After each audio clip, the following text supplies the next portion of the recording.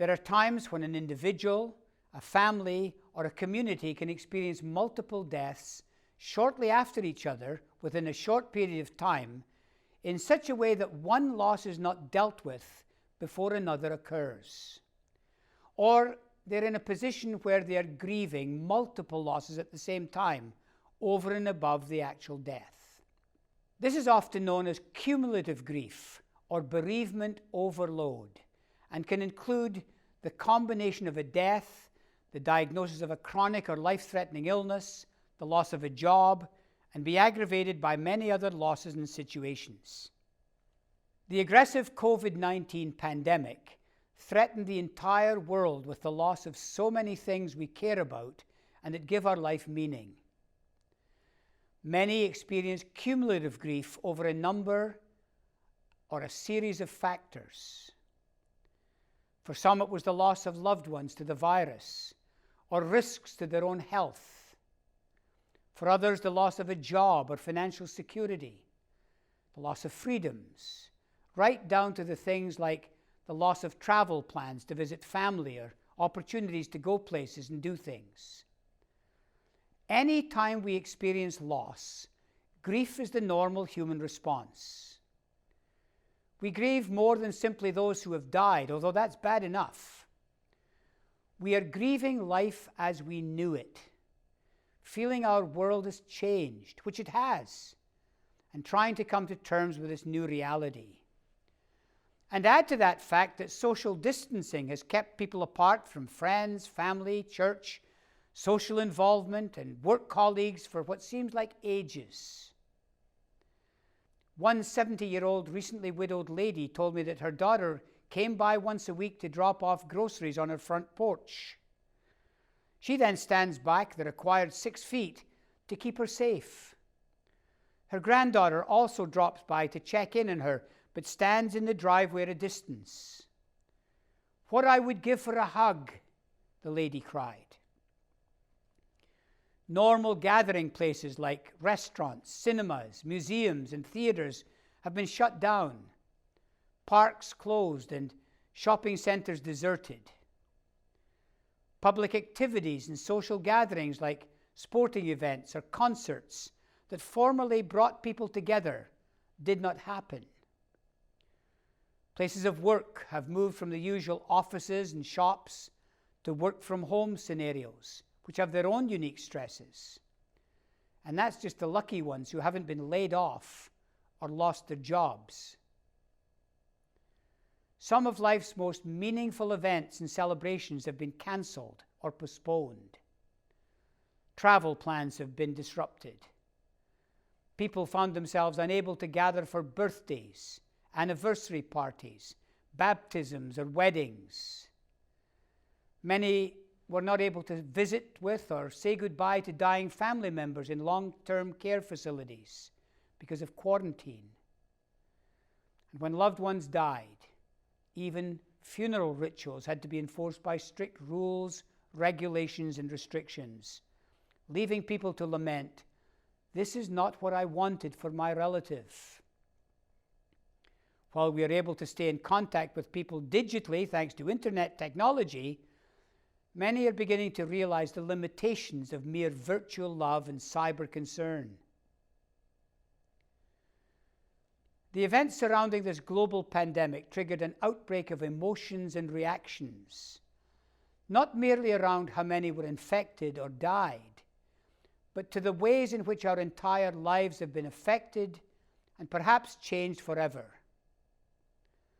As a result, we're experiencing feelings of grief. We need to realize that we cannot see each of these losses in isolation. It is not this and then that and the next. It is cumulative, one on top of the other, until eventually something happens that may seem relatively insignificant in the overall scheme of things, but that becomes the straw that breaks the camel's back. Many crises can leave us feeling overwhelmed by the losses that assail us. So how can we cope when life is turned upside down? In times of crisis, where our lives and normal routines have been altered, several things are necessary to help you adjust and move on. The first is the need for structure. When your world is turned upside down, it is vital to maintain structure in your life. Change is never easy and rarely without struggle. While we know that change is inevitable, it is handled best when it's expected and if it occurs in the context of a familiar routine. Predictability allows us to feel safe and to develop a sense of mastery in handling our lives. However, an unexpected, dramatic life change, such as a tragedy, natural disaster, or a pandemic, is never under control. Thus, unpredictable changes trigger fear of the unknown, which erode this sense of safety and control and leave us feeling anxious and less able to cope with the ebb and flow of life. My 98-year-old friend Howard lives in a care home and was in quarantine for months. I called him one afternoon and asked him to describe in one word what his experience with the pandemic had been like. He immediately responded, chaos. The word chaos is defined as complete disorder and confusion. Things change every day, every hour, he lamented. Even the information we're being given is altered constantly. Everything's unpredictable, and that causes me a lot of anxiety. When everything in your life is turned upside down, it can become chaotic, or at least seem so. Routines and protocols no longer provide the structure that was familiar, and that, to say the least, is unsettling. Questions like, are we safe? Are we protected? Have no definite answers. Uncertainty and chaos is the root of anxiety because things seem out of control. In situations of crisis or tragedy, personally and organizationally, locally and internationally, there needs to be a sense of stabilization. Here's an important principle. Structure is a remedy for chaos. Structure and routines teach us how to constructively manage ourselves and our environments in both typical as well as chaotic times when life is turned upside down. Life runs more smoothly when things are organized, whether that's at home or at work. So think of structure as your friend, offering you the little routines and habits that make life both easier and more comfortable.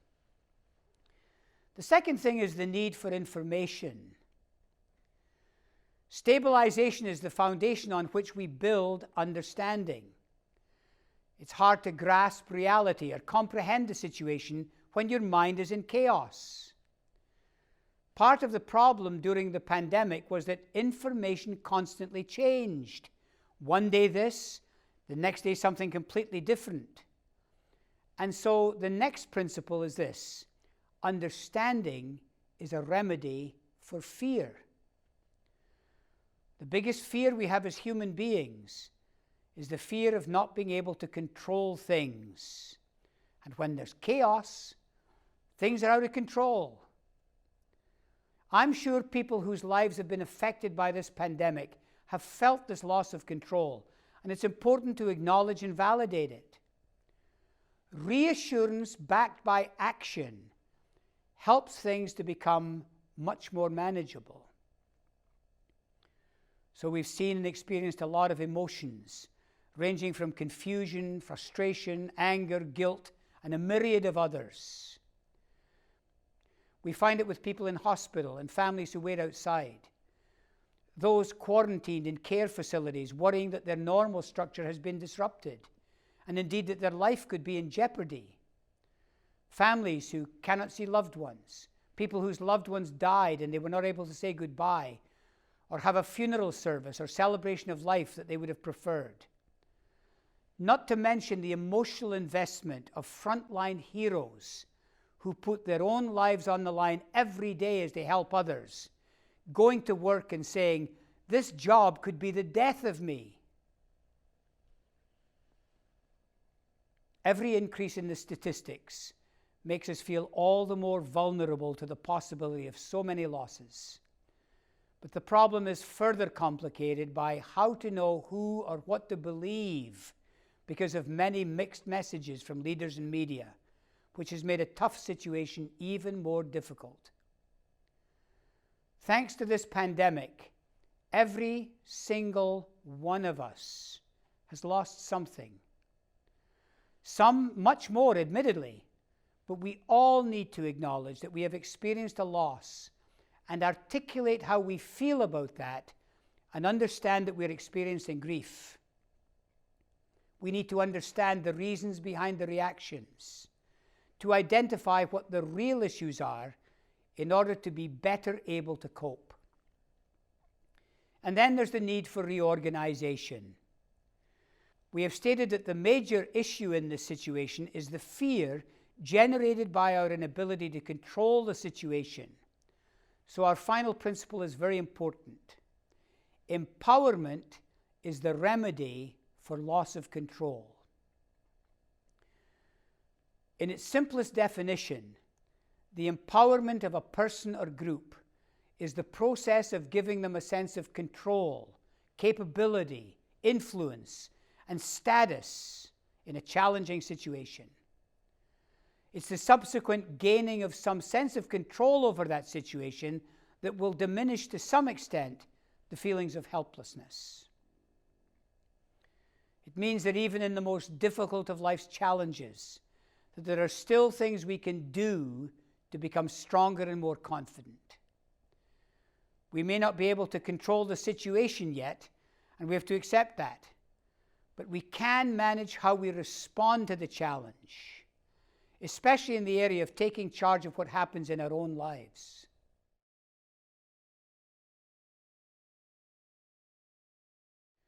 Grief after loss can certainly be a challenge, but not more powerful than your ability to work your way through the many reactions and emotions.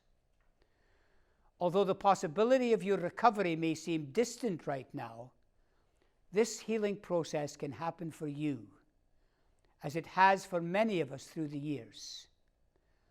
As Elizabeth Postel puts it, we human beings are incredibly resilient. I believe that much of our recovery depends on our own decisions to try and find meaning and to make the most of every minute of this precious life that we have here on earth. And I say, amen to that.